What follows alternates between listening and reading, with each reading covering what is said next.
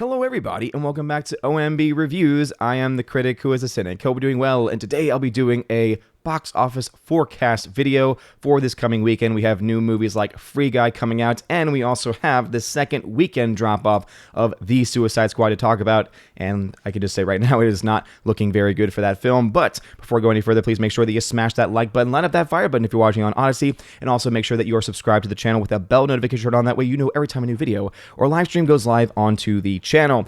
And also, I do want to give a huge shout out to the Friday Night Tights crew who are rocking it out in Vegas right now. Of course, my Geeks and Gamers team and crew out there as well, my brothers and sisters out there. So thank y'all again for just repping us who can't go to the best of y'all's ability, and it's been fun to watch the videos, and I'm very sad that I cannot be there right now, but I'm also very happy to be here as well because it's been a very fun first week of school. So let's go ahead and dive into these numbers. So Free Guy, which is going to be the first major release under the new 20th Century Studios film to be released exclusively into theaters by Disney during the start of the pandemic. And so that's one thing that Box Office Pro wanted to point out, is that this is a very much a kind of a move away from the model that Disney had been doing. I'm assuming that what they're going to do, especially with this one, is since this film is not expected to make a lot of money, and it did cost a decent amount of money, more than I think someone might expect it to, they're probably going to look at this and say, okay, what kind of return on investment are we going to get, especially since we're releasing this in over 4,000 theaters, and maybe could this be an indication that we should maybe start to shift any of our future films out of the Disney Plus Premier Access model and just be theatrically exclusive? And I think that's one of the things they're going to try and go for. Personally, based on the numbers that are being shown right now, I don't think it's going to be a very good experiment for them, which kind of makes me sad because the trailer for Free Guy actually looks like it could be pretty fun. Anything with Ryan Reynolds in general is going to be a pretty good time. In fact, I think that Ryan Reynolds ends up saving films more so than not. I mean, for instance, the Detective Pikachu movie, I don't think that film would have been as entertaining had he not been the voice of Pikachu in that movie. And I think that it's going to be a similar story with Free Guy based on just the trailers, because the only things that really have me interested are his characterizations and just the fact that he has that presence in the movie. He doesn't save every movie that he's in, but there are a lot of films that I think have a huge benefit. Jungle Cruise is set to come in at number 2, so Free Guy is set to make $20 million this weekend. So as you can see, not a very high number for a film that costs anywhere between $100 and $150 million, and I'll go ahead and talk about that a little later. But Jungle Cruise is set to come in at number 2 at $9.1 million, so another 42% drop there, looking to make its entire domestic total around 82.2. So that film, again, is progressively slowing down. So the chances of it making $100 million, theoretically still possible, but it would be very difficult at this point. So again, I wouldn't be surprised if it did it, but also I wouldn't be surprised if it didn't either. That film is still very much set to be a massive financial flop for Disney. Another film coming out this weekend, actually a new release, is Don't Breathe 2. I remember actually seeing the first Don't Breathe film because even though I don't like horror films, I do like thrillers. And that first one absolutely, I think, really hit the mark as far as being able to offer that thriller, that atmosphere, because the entire time there's, it's one of these weird stories. It's not, it's maybe not the most intriguing or the most original of stories, and so there's definitely some objective issues with it. But I think that just the concept of this old guy who is blind, who has this like almost supersonic hearing, I guess they don't present it that way, but basically like they're in this home because they're trying to, play a joke on him, and then they find out that, oh no, he's going to like kill you, he's going to attack you, and then you find out towards the end of the film that there's even a deeper and darker side to his character as well.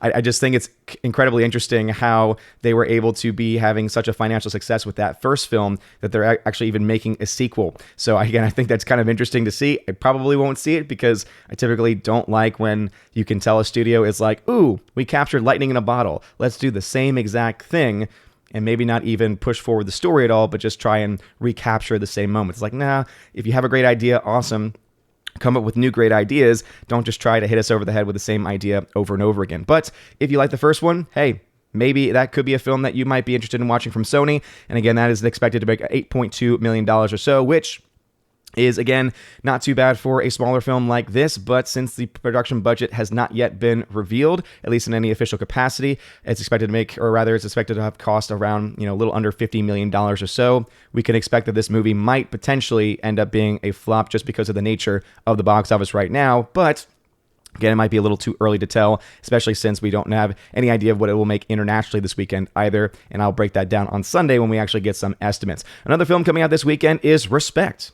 R-E-S-P-E-C-T. Jennifer Hudson is coming back in another musical, and hey, I think Jennifer Hudson is an incredibly talented artist. I think that she's got a beautiful voice. If anyone's going to play Aretha Franklin, I think that she is a perfect choice for it. Do I have any interest in this film? Not really. I'm going to be honest. I feel like that style has kind of been overdone. I remember seeing the trailer for it and thinking to myself, I know that this is a new film about Aretha Franklin, and I think that she is just one of the most talented singers of our time. I think Jennifer Hudson, who is one of the most talented, modern singers of our time, to play that role, and also the fact that she does have some acting chops to boot, is a good choice. But I just understand, and rather I just feel like this movie and the style of this movie has been done before, so I'm not really all that excited about it. But this seems like a movie that I could probably watch if it ever becomes available, and once it eventually becomes available on whatever platform that it's going to be streaming on, and I probably could have a good time with it. But it's not one that I'm going to seek out right away. And then we get to The Suicide Squad, which is expected to have a 70% drop in its second weekend. And I know there's still a lot of people in the comment sections whenever I talk about The Suicide Squad who are defending that film until they're blue in the face. But a 70% drop for a weekend total is pretty abysmal. It's one of the biggest drops that you see in a weekend. It's one to see a Friday to Friday drop in the 70s, but when it's projected to make a 70% drop for the entire weekend, no matter what way you spin it, that is not a very good percentage. It's not the worst one that we've ever seen, but it is still one where, since the first weekend was not nearly as strong as had originally been projected, it's something that I think anyone involved with the Suicide Squad should be concerned about. It's only expected to make around $7.9 million this weekend, meaning the entire domestic gross will end up being around 43.1. So this is a movie that is very, very not, or I could say is a very good chance of not getting anywhere close to $100 million domestically, and it's not really doing much internationally either. And so this is, again, another movie which I think after this weekend, I'll be able to make some projections after the 2-week numbers are in. And I have a feeling that it's going to, once again, be another massive flop for Warner Brothers. And this really is kind of the standard that's been set as any major budget film, whether it's The Suicide Squad or Black Widow or Jungle Cruise, it's just not able to make its money back because they spend way too much and they have to make way too much back. And they're just not able to do so in the current environment. And they're not really offering products that make people want to go out to the theater. I mean, even though you might have a lot of people happy within the DC universe or the DC EU fandom, you're not really getting any new fans. You're not really getting any, normies. You're not getting any of the general audiences to show up. And though that might not be important to some fans, financially, in order for films to succeed and in order for you to justify making more films within the same era or within the same vein, you need to have some type of financial success. So, no matter how you might feel about it, it's just one of those things where it's just not looking to be in the cards for a film like The Suicide Squad, even though it's getting positive ratings, even from critics, and one of the most positively rated DCEU films that's ever been put out there by critics, and audiences too are mostly positive as well. I think that this is really something where it's not really as much for general audiences and more so just for this niche collective. It's kind of a weird thing when critics are aligned with hardcore fans. That's a very weird place to be. It doesn't happen very often. And so I think that, again, this weird combination is almost ultimately leading to financial ruin in many respects. So again, these are the top movies coming out that are new this weekend, and also the ones that are coming into their second weekend as well. As I mentioned with Free Guy coming at $20 million, this is the one that I am most likely to actually try to go out to see. It is, again, a theatrical exclusive. They have a 45-day window for this movie, so it's going to be in theaters only for 45 days at least, and then at that point it will be pushed over to video on demand. I don't know if this is a film that's going to ever be released on Disney Plus necessarily, because I think Free Guy is at least PG-13 if not rated R, so again that could have an impact. But as you can see from this, and this will be able to tell me actually if it is PG-13 or rated R, I assume. Maybe not, hopefully. Kind of, sort of, maybe. Normally they have that information, pretty much out there. But the information that I can see is out here is that budget. So as it says right here, the budget of this film is expected to have been anywhere between $100 and $125 million, meaning that the movie cost probably close to either $150 to $175 million respectively. And again, obviously it could have cost more because this film has also been delayed by a very long time. And the longer that you delay any movie, the more you tend to have to spend in marketing, the more that you also potentially have to spend in reshoots or in edits or things that might have changed. Sometimes movies are made for a certain time period. And so if that time period has now moved past, you might have to change some things to try and make it a little bit more palatable for audiences, or to make it a little bit more intriguing for audiences to actually want to go out and see it. And so that could also have balloon costs. And again, that's something that is not altogether too rare in the film industry. But as you can see, $125 million for this movie, and I think that it is something that is going to potentially lead to this film being a box office flop. And again, it's really kind of the nature of these $100+ million movies, because $20 million domestically, we don't know exactly what's going to make internationally. So again, I'm going to hold off on saying it's a guaranteed flop at this point, but as of right now, it's not looking very good, because at a $20 million opening, you're looking at a film that's not going to get anywhere close to $100 million domestically. And at that point, then you can, max $200 million worldwide, maybe. And again, I think that's kind of being generous in the market that we're in right now. And you're kind of looking at a situation then where this movie is going to have some issues here. As you can see, it is coming out again this today, Friday the 13th. Happy Friday the 13th, by the way. In IMAX, Dolby Cinema, Real D 3D. Why 3D is still a format, I don't know. 45-day exclusive release in theaters alone.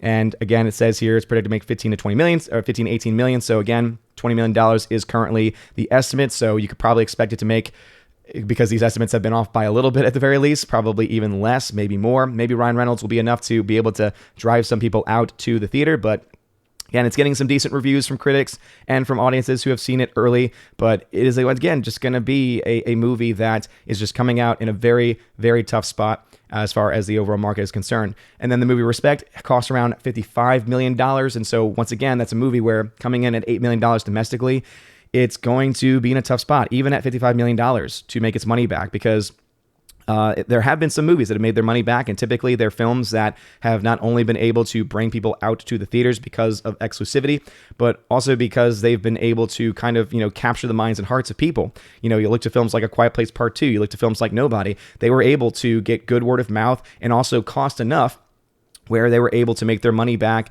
without having to try all that much, and were able to come out in the right markets at the right time to make their money back as well. It's a very tough season, especially as we move into winter, where there's talks of more shutdowns, and there are talks of just, all kinds of stuff going on, especially with theater capacities. It's going to be tough for a lot of big budget films to make money. And it just seems like Free Guy especially is a movie that Disney was carried over from in the Fox deal when it was in production. I think that's just another one of those Disney pickups from Fox, where they're just like, oh yeah, whatever, we'll just throw it out theatrical. We're not going to do too much promotion for it other than what's already out there. And if it doesn't make money, whatever. Which again is the weirdest model to me, because they have not had any film that has had any major success in the last year and a half. And I know they're making money elsewhere, but it's just hard to kind of see where the money ends up in this situation. But those are the numbers for the weekend. What are your thoughts? Do you think that Free Guy is going to be good? Do you think that it's going to be a smash hit and make its money back, and maybe internationally? Again, I think it's a little hard to say at this point in time. And also, you're really surprised that the Suicide Squad is expected to drop off massively? And again, I don't see how it can really be understood to be a financial success in any way based on these numbers. So what are your thoughts about that? Let me know in the comment section below. You guys are awesome. Thank you again for watching this video. Make sure that you smash that like button. Light up that fire button as well. It really does mean a lot. You're all amazing and beautiful people. Hope you all have a wonderful rest of your day. And as always, God bless. And now for a huge shout out to all of my August Locals, Patreon, and Subscribe Star members. Starting off with my Locals crew: Cat's App, The Real It, D Sharp, Biffer the Hobbit, Robert Barnes, and Goblin Squatch. Thank you all very much for supporting me over on Locals. And now on to my Patreon members: Andrew Hoyle, Brian P., Christopher Bowman, Dion, Don Bruno de la Mancha, Father Christopher Miller, hail to you, Father. Father Damian Cook, Garrett Searles, Harold Francis, Inflamed Wood, Jacob Juice, Jeffrey Toone, Jonathan Carney, Lance, Laura, the Modern Major General's Story, Mike Jackson, Mad Mitch Dunaway, Mondo Spieler, Mr. Peabody, On to June, Orange Hat Reviews, Out of Step with Reality, Priscilla Hall, Rosetta Allen, Teresa Martin, Theodore Bendon, Tina Bojan, and Tina B, the Empress of the Universe. Thank you very much for supporting me over on Patreon. And lastly, to my Subscribe Star peeps, Fast Reaction, Nosferatu Gatsu, John B, Perpetual Punster, Mr. Roy, Glinzer, J. Alex McCarthy Jr., Dean Heiss / the new number 2, J-Rod the Beer Guru, and ZK Man. Thank you all very much for supporting me on Subscribe Star, and to everyone for supporting me on these platforms. Also, a shout out to all of my YouTube members. You get shouted out at the end of every single live stream. And if you want to have your name shouted out at the end of every live stream and every video, please check out my locals Patreon Subscribe Star. And you can go ahead and find those links in the top link of this description. You can find it's called the Willow link, and it'll have a list to literally all of the social media platforms and all of the different ways that you can support the channel. If you join at the $1 level, you can actually get your name shouted out at the end of every single video and live stream. $5 level gives you that, plus you get access to exclusive giveaways of 4K titles. Right now, I've got tons of 4K steelbooks to give away this month, including for Top Gun. I also have A Quiet Place Part 2. I have Snatch on 4K, the John Wick trilogy on 4K, and also I have a Sicario 4K disc as well, and a bunch of others that are going to be coming in this month too. So if you want to have access to any of those types of exclusive giveaways, join at the Army of Asgard level. At the $10 level, the Keeper of the Bifrost level, you get all of that, plus you get access to exclusive behind-the-scenes videos, including instant reactions when I go to see movies. I do quick little filmings of myself and talk about the films that I have seen and my instant reactions to that. You also get access to an exclusive podcast that I do with John the Flick Pick Flickinger once or twice a month, and you get to also ask us any question that you want. We put a Q&A post up, and you get to ask us whatever it is that you want to ask. So again, if that sounds cool to you, Keeper of the Bifrost level. And lastly, there is the Chosen of Valhalla level, where you get all of that stuff, plus in your first month as a Chosen of Valhalla member, you get a free t-shirt, your choice, ship it anywhere in the world, and also you get to once a month be featured on the OMB Reviews channel, and you get to talk with me. We usually chill out for 3 to 4 hours, and I ask everyone what they've been watching, what they want to talk about, what they want to promote, and it's always a really good time. And so if that sounds interesting to you, please consider joining. That is going to be on Subscribe Star and on Patreon only, as Locals is just the Keeper of the Bifrost level. But anyway, thank you all very much for your time, for your support, and for listening to this shout-out video. You're all amazing and beautiful people. Hope you all have a wonderful rest of your day. And as always, God bless.